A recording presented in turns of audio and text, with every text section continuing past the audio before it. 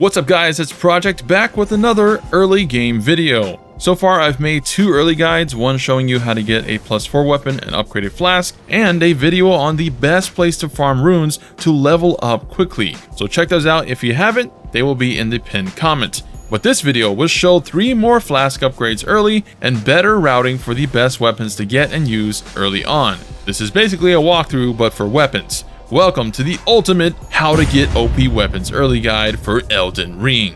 Make sure to slam the like button if you want to see more guides and videos like this, and let's begin. Now the goal of this is to show weapons that you can get without having to fight bosses, because what's the point of a cool weapon if it's tied behind something you have to beat? You suck. You want the weapon, so you don't suck, so you can fight the bosses and beat them to unlock even cooler weapons, of which I'll show some later, but it will show the routes to the free weapons on the map first before a full sped up version of the routes. This way there's no mistake on where the item is, and I can save my breath on giving directions. And if you need to see it slower, simply use YouTube's speed function to slow it down. Also, before doing these, make sure to get your spectral steed from this route here. You have to touch 3 graces and rest at the 3rd to summon Melina to get your horse, but this spot in particular is very good as it branches out to the spots we need. But from the 2nd grace you just got, make sure to buy the torch and crafting kit from Gael eventually when you have the time, as they're essential. You can craft finger remedies with 2 early flowers, which is how you'll be able to see summon signs, be it co-op or PvP, which I'll show a good farm spot later. But from here, the locations are separated by map chunks, so if you wanted to get them all in one area before moving on, you could. I'll leave a link to the maps in the pinned comment as well. First off, a great sword and flail right near the gate front where you got the horse earlier. Both are in the chest in the 2 carts to the left. For the flail, bleed is crazy good, and it's a blunt weapon which is good against most enemies, and it's dex. And you can use it to do method 2 in my rune farm guide. Remember to get the map fragment as well, so you can see the map better. Fragments on unknown maps will have this little symbol here, so now you know where to search for them. Place your markers near them so they're easier to find, and you can focus on getting it without being distracted. Next up is the Twin Blade, which are east from the First Step Grace to the Dragonburnt Ruins. Get the Seaside Grace first though, as we'll come back here, and the Twin Blades will be in a chest in the underground path.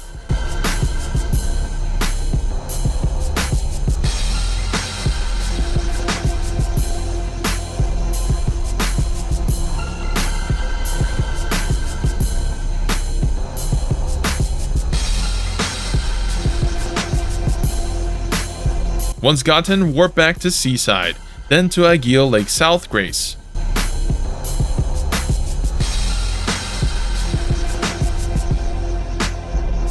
Across the street, east and up the cliff is an encampment with a chest at the front left side. Quickly jump off the horse with the left thumbstick push and open the chest for the Great Epi, a great quality build thrusting weapon if you wanted heavy pokes with nice range to keep enemies at bay.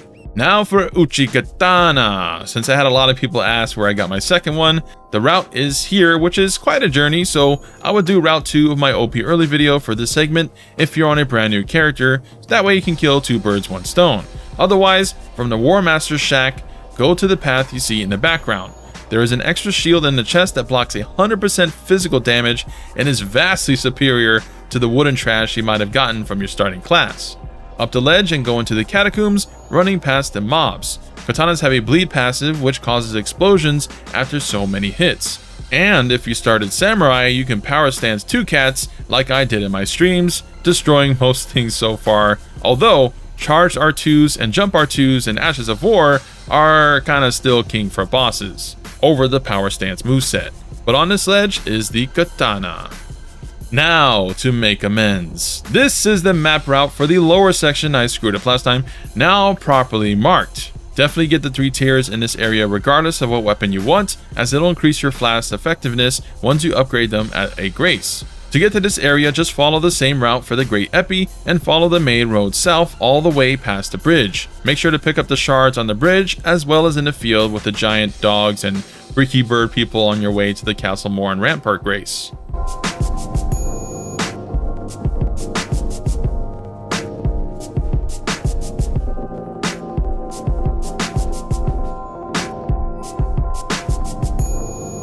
Conveniently, the merchant here sells a HP up talisman, the one from the starting gift, as well as a stone sword key, which you should always get, and some weapons and armor and ranged ammo. Pretty nice merchant. From here, head west across the road following the footage in the back for a tier and incantation.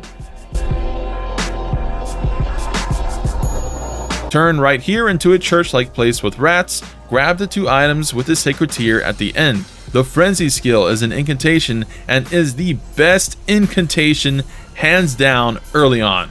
This thing's damage at full charge against bigger bosses blows everything else out the way, and it can stagger in like 2 charges as well. Freaking OP. Now onwards to the second tier following this route, but do be careful jumping down however, as you can die if you don't try it near the corner I did there.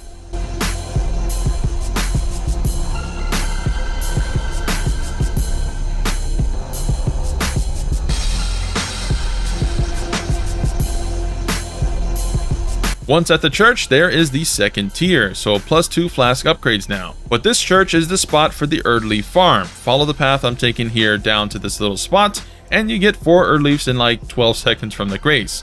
Warp back and repeat for endless co-op materials.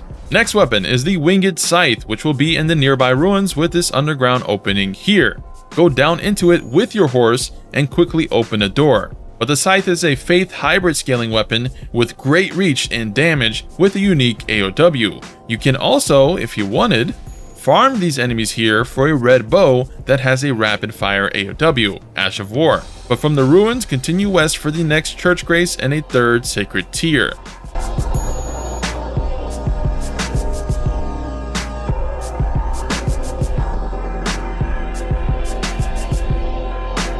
From here, head south to the last grace, which puts you at a merchant that sells the Zwei hander. Now, if you did this from the beginning, you probably won't have enough to afford it, but if you watch my other 2 videos, you can easily afford anything any merchant has for sale, and you can upgrade the Zwei to +4 immediately. But make sure to buy the lantern, as it'll be like a mini torch item you can use on your waist. And while I won't show the footage, you can get the Opaline tier after beating the boss near this minor Erdtree. Super easy boss. And the tier can be used in the Flask of Physic to literally negate 1 hit. Otherwise, head to this fort here and climb up to warp to a new location.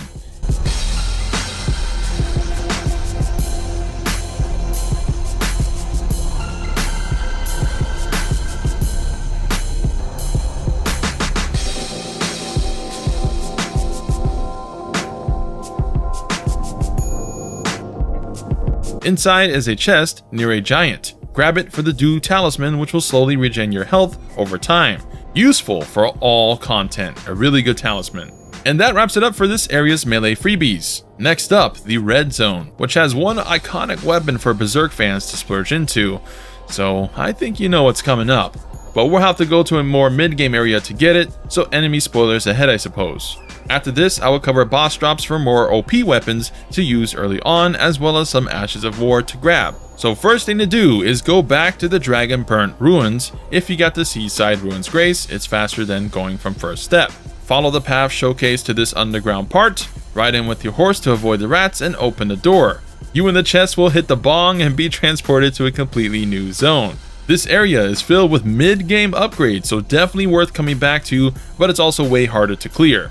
But anyways, grab the gravity treats in the chest and copy the route I take.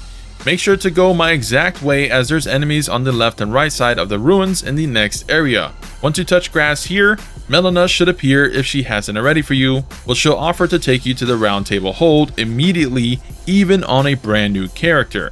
But for now, say nah, as you can always go there later by talking with her at any grace. From here, copy this route here to some ruins. You can grab a meteorite staff, a full armor set, and a gravity spell on the ruins to the right.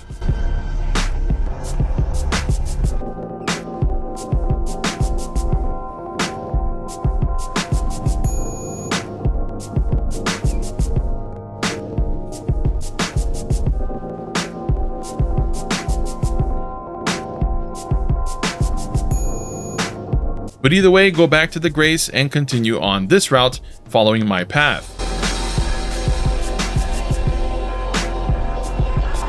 You'll eventually reach a grave of great swords, fitting for what you'll obtain.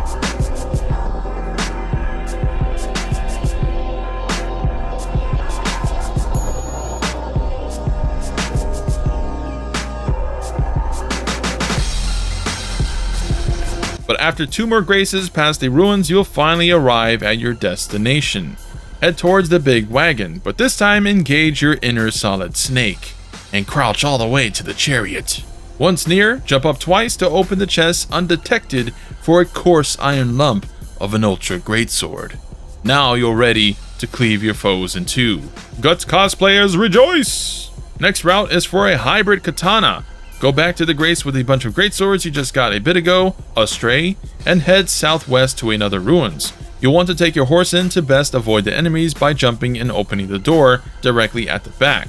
But once in, quickly lift up the door and jump over the small enemies rather than rolling, and the chest will contain the Meteoric Katana, a int/strength katana with a locked gravity skill. Now, I don't think this katana is good. Gravitas is trash, and you can't buff the sword, so I'm only recommending this in case you wanted to power stance with Uchi if you didn't start Samurai. Otherwise, no bueno. And the last weapon is the Naginata with this route here, which you'll just follow the road for the most part this way, avoiding enemies.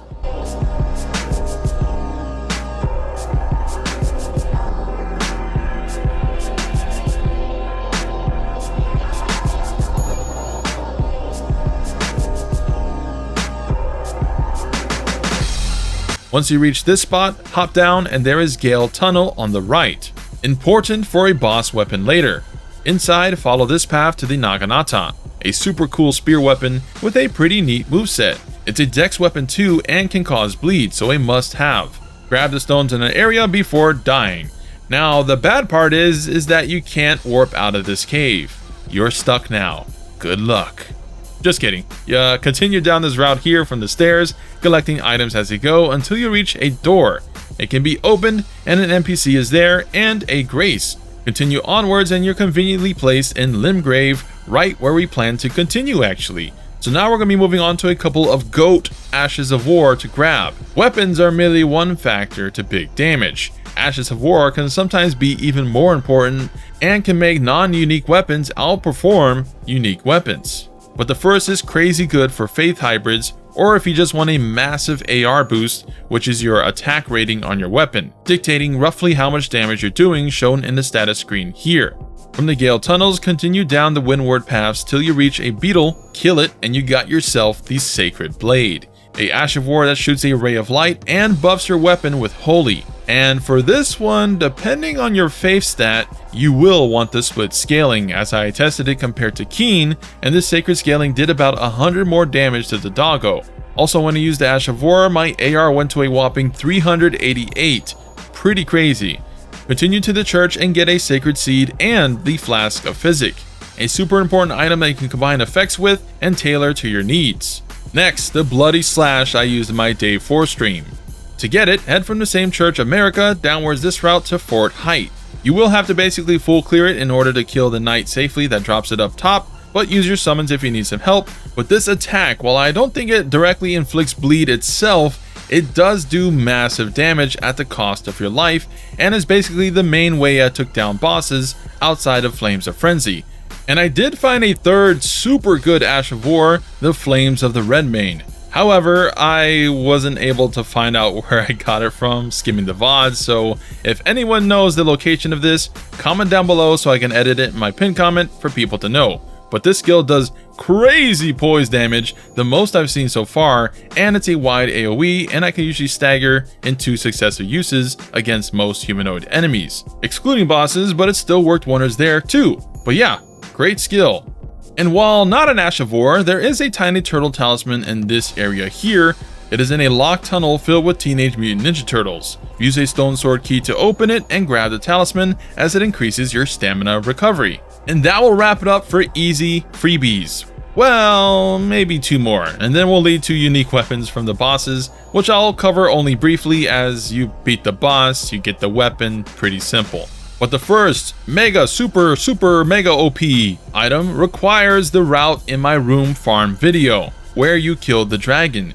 Conveniently, the grace near it was Fort Ferrith, but the enemies here will kick the crap out of you, so spend any runes you have in case you die, but just follow the path I'm taking past a hidden breakable board, and in the pit after the giant rat is the most powerful item in the game, Radagon's Sore Seal. This is an upgraded version of the Scarseal, granting you 5 points each into strength, vigor, endurance, and dexterity. So it's literally gaining you 20 whopping levels in one item. You do take increased damage, but not really, as this test will show.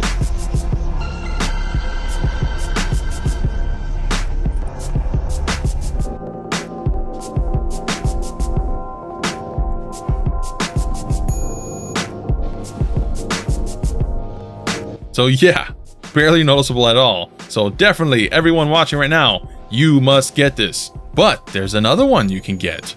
Deep in the forest area here, which can be gotten from the Third Church of Marika, you got the Sacred Blade from, is the elevator to Siofra Ruins. This is the best looking place in the freaking game. It's so beautiful, but it's very annoying too. So you're probably not going to kill anything going here early, but you can get the Marika Scarseal here. Once you reach the forest area where you need to light flames, there is a giant broken pillar way across from the grace. Here, surrounded by annoying archers. I hate them. You're gonna hate them too. But go up it as best you can, and there's a teleporter in there. Get in there. You'll warp to a place that you can't access on foot. But go forward and you'll see a white tree and a waterfall. Once you reach a lake with a big chunky boy, to the right of it is another waterfall, and the item is the Scarseal. It raises mind, int, faith, and arcane all by 3 points.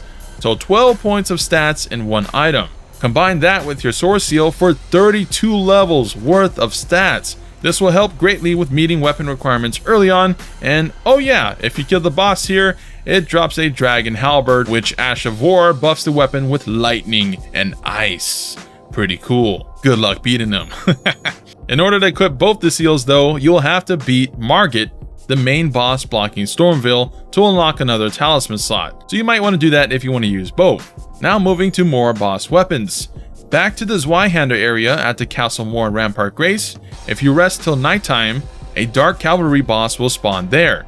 Beat it and you get the Ashes of Wat barricade, a crazy AOW to make your shield not take chunks of stamina when blocking, and the Knight Rider Flail, a dex weapon better than the first flail you got that I used for my room farm video. Downwards is Castle Morn, which defeating that boss can drop the Grafted Greatsword, a super sick looking greatsword. I don't know if it's that good though. Resuming, you can get the Reduvia dagger by killing the invader that spawns in this thin lake area here in Limgrave. Next, from this grace here, down is another boss and an Evergoal. It drops the Bloodhound's Fang, a curved greatsword with a super sick moveset and is a quality weapon. The Vanish also has iframes, I believe, or so it seems. If you come back here after speaking with Blade, the wolf guy, he'll give you an extra something, so keep that in mind if you do this before his quest. Of course, near the starting area is the Tree Sentinel. You beat it and you get the Golden Halberd, a great faith strength weapon. And if you do plan to use this, make sure to pump faith first before strength, as if you two-hand your weapon, you can increase your strength by 1.5 times the amount. So 20 strength will equal 30 strength when two-handing. So it's easier to wield the weapon if you pump faith first. And the last thing for Limgrave is after beating Margit, the demigod Godric awaits you in Stormvale, and upon defeat, you get the choice between his axe and a Dragon Fist weapon. Well, actually, we're not done yet in Limgrave. At the very start of the game here, there is a locked dungeon needing 2 Stone Sword keys to unlock.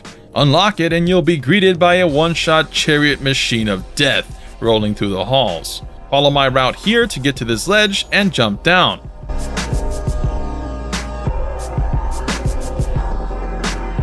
There will be imps waiting. If you can kill them, it'll be easier. Otherwise, you can try to run through, but the flamethrower tends to kill you. Anyways, when you reach this bridge here, run straight across it as fast as possible and get the item before being ambushed. You'll get the Erdtree's favor, increasing stamina, life, and equipment load a bit. Going back to the red zone, I think people want to know how to get the cool Virgil sword, the Moonveil Katana. It is gotten in the Gael tunnels, the same place you got the Naginata. Fell the boss and your dex/int build is now complete. Very cool weapon. Too bad I went dex faith. Somewhat nearby is another cave with another boss. Within that area you can get the Wakizashi after unlocking the cells, which can be power stance with katanas as well, invoking the Onikiri and Ubadachi look from Dark Souls 3. But after beating the boss here, a new path opens up to unlock the Regalia of Eochaid, or Eochad, I don't know. A Dex Arc straight sword with a crazy dark magic Ash of War. It also has low requirements too, but the place may be too tough to beat early on for most. Next, going back to the same spot, we got the Meteoric Katana, that grace. Go to the grace before it and head into a dark rot swamp. There is a boss around here that drops a cool buffing halberd that increases attack and defense of you and all allies, which I think affects your spirit summons too. This boss is kinda chunky but is slow and can be parried, and you can ride your horse around as well to avoid enemies. But quick tip for the staff, it can be used as a second right hand weapon, and you can use it to buff and then swap to your main weapon to enjoy the increased attack and defense, although consider the extra weight.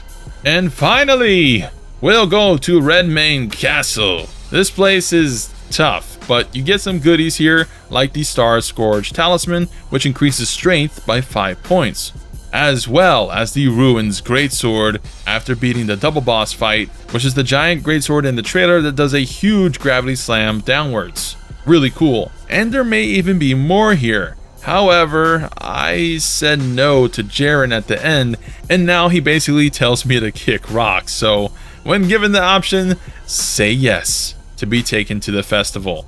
I don't know if I'm screwed out of the quest or not, of Verdan's fight or not. Let me know if there's another chance to get in the comments below. I just wanted to see the extra dialogue. Feels bad, man. But those are all the cool weapons I found so far that you can get early in the game before Godric or any demigod slain. So hope you guys enjoyed the video and found it helpful, and if so, make sure to give the video a likey. Again, go watch my other guides if you want to upgrade your weapon fast, get a lot of flask upgrades, and level to a pretty high level very early in the game. But comment down below any more cool weapons you found or are using, and if you want to see more guides and builds to come, subscribe for more Elden Ring epicness.